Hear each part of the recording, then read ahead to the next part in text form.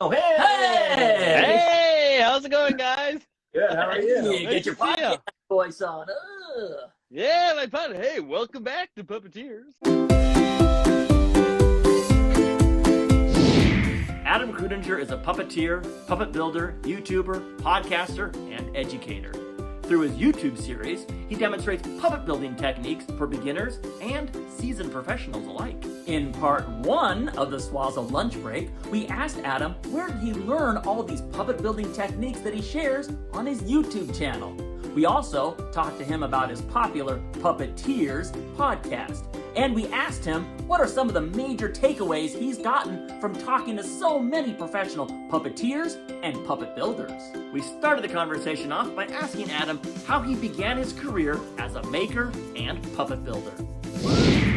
Oh boy, yeah, I was always like a maker my whole life. Ever since I was a little kid, always making stuff. I used to go, I started my own little business taking out neighbors' garbage, and I'd take out their garbage, but half of it was really an excuse to be able to see the different things people were tossing. I'd find these like metal pieces and always making stuff.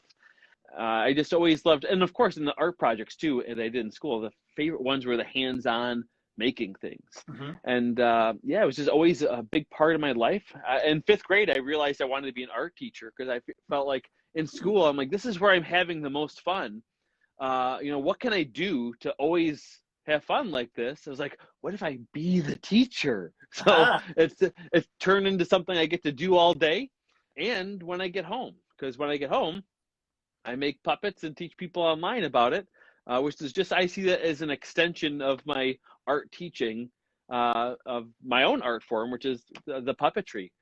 So when you were a kid and you were inspired to become an art teacher, what was it that you were interested in doing with your art and stuff? And then what led you to puppet building?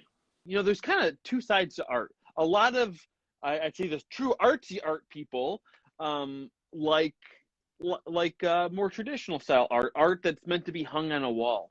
I've always, that's why I kind of started off talking about being a maker. I always just loved making things that were practical. And to me, that is art. Everything about the maker movement and the maker fairs and stuff, to me, that's all art. It's just a different expression of it. But coming to puppetry was actually through theater. My wife is an actress, and when we were in high school, we're high school sweethearts. We started dating in freshman year of high school. And she was always the lead in the musicals, and I wanted to be a part of what she was doing, so I was always just in the background. And in high school, at least, they'd rent costumes for the leads, but not usually for people in the background. We usually had to kind of make our own things, and since I liked making things, I tried to make them as well as I could. People were like, wow, your costume's really great. So that's kind of what laid down the initial foundation for like sewing and things like that. And then I worked at a costume shop in downtown Buffalo that supplies costumes all over the world, even some select shows on Broadway and stuff. That's where I learned a lot of like tailoring techniques and dressmaking techniques. I ended up making my wife's wedding dress. I've made myself lots of tuxedos and suits and stuff. But again, all along this time, still doing theater. Again, mostly in the background. I've had just a handful of good parts, but mostly because I wasn't even really that interested in I mean, everyone wants to be a good part in some way, but it was also a lot more work than I wanted to invest. Given all the other things I was doing outside of the theater, I was really doing it for a sense of community. But I did Little Shop of Horrors in 2008, and I did not make the puppets for that. And I was hired as not the head puppeteer because I had no puppetry experience. I was a magician, and they said, "Hey, magician, puppeteer, that's like the same thing, right? Like you probably be good at this." So, but that's where I met my good friend Zach Homiser, who was deep into the puppetry, and he has this puppet named Sebastian that he purchased from Terry Angus. So when I saw this puppet that he had that was made by Terry Angus, it was, it's Muppet quality work that he does. And I looked at it and I was just like, oh my gosh, like somebody made this. When I was very naive as a kid. I watched Sesame Street. Again, I wasn't really a Muppet person growing up, but of course I knew who they were. They were just characters to me. I never thought of them as puppets or something being made. I was completely bought into the illusion. The second I saw this in Zach's hand, I was like, wow, somebody made this. and I got to be a part of it. And then just from that moment, I just started making puppets. On your YouTube channel, you go through pretty much start to finish on, building puppets, every single aspect of it. My question to you is, where did you learn all these techniques? To be honest, most of the foundational techniques I know of foam work and gluing and sewing and stuff was all from working at that costume shop. Someone who became good friends with Brett Runyon was essentially their main person for doing all the creative stuff. They had a handful of people that were the sewers, and they'd make some of the more traditional clothing like costumes, but they also did like mascot work and a lot of props and stuff, and he was usually the one tasked with that, and that's where I learned a lot of those types of techniques, including the patterning. I remember he was the first person I ever saw use the tape technique for creating a pattern from a sculpture. And he did it to make a mascot foot for this new character that he was doing. I was like, wow. And I just started thinking, like, there's a lot of different ways you could use this technique. And that's where I learned about, that's the interesting thing is most of my sewing was not for like clothing and stuff, wasn't using store-bought patterns. I'd always make my own pattern. And I got to a point where it's even harder for me to use those patterns because they add on all the things that you don't naturally add on in the creation of a pattern, which is things like seam allowance, and not only that, but the seam allowance on different types of edges, depending on where you're going to be turning it or if it's going to be buttons down. It was just also complicated to me. So I like just creating my own pattern and then being able to add that in as I needed it. So I think something like YouTube has really like leveled the playing field, letting a lot more people able to at least find out. Because then there's another thing too, like even if they came to work in my workshop, like that's a big time investment in a lot of ways. Whereas if they watch a 10-minute YouTube video, that's a less of an investment of their own time to find out whether or not it's something they're even interested in doing. As people that run a shop who on, more than one occasion have had to hire puppet builders to do the work, we haven't found the problem that too many people have the information. Right. Often it's yes, exactly. More people to know how to do this stuff. Yeah, I almost wish more people had the foundation so that you don't have to, bring up people from scratch. You can say, oh, great, you already know how to do this? Awesome. Now we're going to move you on to this. Or now we can actually hire you. That's one thing that's really interesting, too, because even you look back at Henson, like when they started, like he didn't hire puppet builders. There weren't any, right? Okay, he used costume builders and sewers, and that's why that goes back to kind of why I think having that foundation can give you a huge leg up over then, because if Henson now hired someone that started off as just a puppet builder, I do honestly kind of question a little bit the structure. I mean, it's nothing as far as design sense. You can make the most stunning design with a hot glue gun and those materials, but as far as longevity and holding up for a full long shoot over seasons potentially, not that you wouldn't do upkeep on those puppets anyway. Like there's something to really, really fine technique and craftsmanship on the inside too. Speaking of craftsmanship and also collaborative arts, the other thing that you do as a sort of an educator in your work is your podcast. I would love to hear a little bit about how that started, how you ended up working together, how you found Cameron, and then what that experience has been like for you. No, I'll kind of start with meeting Cameron. Again, it was kind of through doing theater. We did another production that actually Zach was in as well, called Evil Dead the Musical.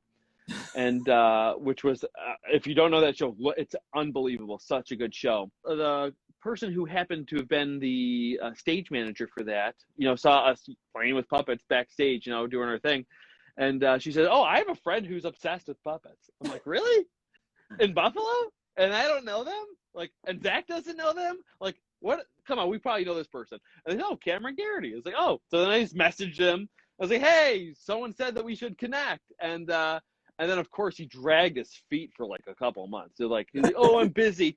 He pretends to be busy. He's not busy. I think he's just sitting in his room watching Muppets all day. But, I can tell by his Hermit voice. Yeah. And his yes, TikTok. Exactly. yes. It's very evident of his TikToks, which definitely check out his TikToks at Cam Gary. Yeah. But finally we connected, and you know what? It was we have a really interesting relationship. We have a really interesting relationship. It is a lot like brothers, which I'm sure you guys can relate to that, maybe in some sense, at least for my family dynamics. But like, we love each other like brothers, but we fight like brothers too, like all the time. But again, and I say this a lot sometimes, but like that is, I think, what makes, like, sometimes Cameron has a project, sometimes I have a project, sometimes we do projects together. And in my experience in working with Cam, we really are the yin to each other's yang, and everything that we've done, our best work was when we worked together. And then as far as actually starting the podcast, you know, we have gone to the O'Neill many times, and we made a lot of great friends.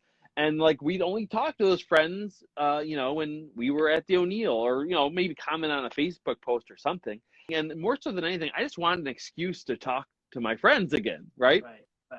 So then we just kind of started up the podcast, and then, you know, it's evolved a lot from a technical standpoint. Yeah, and you guys have a nice breadth of people that you speak to. I'd be curious to find out, speaking with all these people, first question is there something sort of common in the stories that you hear from people? Is there a connective tissue in all these puppeteers' lives? Maybe not. And second, what's a takeaway that you've sort of, or a lesson that you've kind of taken, you know, from these interviews that you've been conducting with people? You know, I would say definitely the common thread ties into something that we talked about earlier, that willingness to share. Mm-hmm. You know, like so many people, you know, again, there's that imagined sense of scarcity that a lot of people have, even people in the audience who are afraid to ask the question because they probably don't want to give up their secrets. But like, I don't know, I feel like I just pretty much ask people anyone, and almost never is anyone like, no, I can't tell you that. And, you know, I've learned so much myself, and that's really the way I try to treat it, you know, and especially if you look back to the earlier episodes, it's like, again, this goes back to the yin and yang, like Cam is trying to do a show, and I'm trying to just talk to people, right? But again, I think that good cop, bad cop kind of thing, that kind of having two people on the show like that with kind of these different perspectives. Again, Cameron having more of a better sense of history of puppets, and as far as his knowledge of the O'Neill and other art forms and stuff, and his graphic design sense, and me being more of a builder mindset, kind of helps get different questions that we otherwise wouldn't get by doing the show ourselves. Is there something from the interviews that you've had with people that sort of, you know, you think about now every day, or some new thing that you've learned by interviewing these people that you apply to your own work? Not necessarily to my own work, other than it just kind of really humanizes people in a way that some people tend to put, you know, people that of work they admire kind of on a pedestal, even though that person might not be trying to do it. Because I'll say our second episode, where we happen to have had a guest host for that too, Chaz Vance, a very good friend of mine locally, who was on the, we actually met at the Jim Henson Creature Shop Challenge, the what would you call it, the semifinals before the people got onto the show. He did end up getting on the show. So we had Rick Lazzarini on, which you guys are probably familiar with Rick and his work, right? I told Jazz, I was like, hey, like I want to talk to Rick Lazzarini. He's like, what? Like he's a big deal. He's done all these big movies and stuff. I was like, yeah, I'm gonna ask him. And then he said yes, and I think Chaz was a little surprised at first. He's like, he gets to talk to someone that he kind of was inspired by himself, and you know, you just got to ask sometimes. And right. And again, and he was very humbled to be on the show, and shared a lot of great knowledge with us as well. And sometimes you just, you know, again, people just kind of, they just kind of think things aren't in their grasp, but it truly can be if they just try or ask. Are you a puppeteer as well, or are you more strictly a builder? Oh, no, I'm definitely a puppeteer as well. That's why, you know, like you look at, a lot of people see me as only a builder, and I would say because that's mostly what I put out. And, you know as well as anybody else, so like to actually do the puppetry, you have to have an opportunity to, or create an opportunity to, right? You know, that was your live shows that you guys, did before, and probably will do again in the future. So, you know, I'm always developing. Hey, look around here. Like, I make puppets for myself, right? You know, and then people have asked me to make puppets. I really don't. I love doing commissions. I don't like doing too many commissions. That's why, like, I know I've sent you guys some commissions. I know there's one that you guys picked up that I sent you, a couple months ago. There are a handful of puppet builders that just build. There's a lot of puppeteers that just puppeteer. From my experience, I have found it to be highly beneficial to be a puppeteer that builds or a builder that puppeteers. So I would love to hear about the benefit of, being a puppet builder that also builds and a builder that also puppeteers. Yeah, I think if you're a builder, you have to have good competency in being a performer. But, those have to be learned skills. In the same way, good performance has to be learned skills.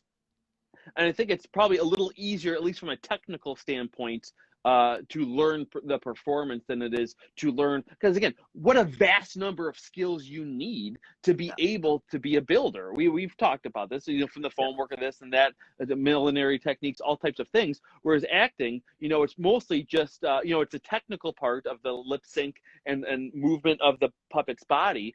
But of course, the hardest thing, which is not always, you can always learn it to an extent, but there are people that are just gifted with like the amount of improv and being able to come up with things off the top of their head, that's the harder thing to learn of the performance standpoint. But again, just to get a basic level of competency in performing is very achievable and necessary for any builder, I think.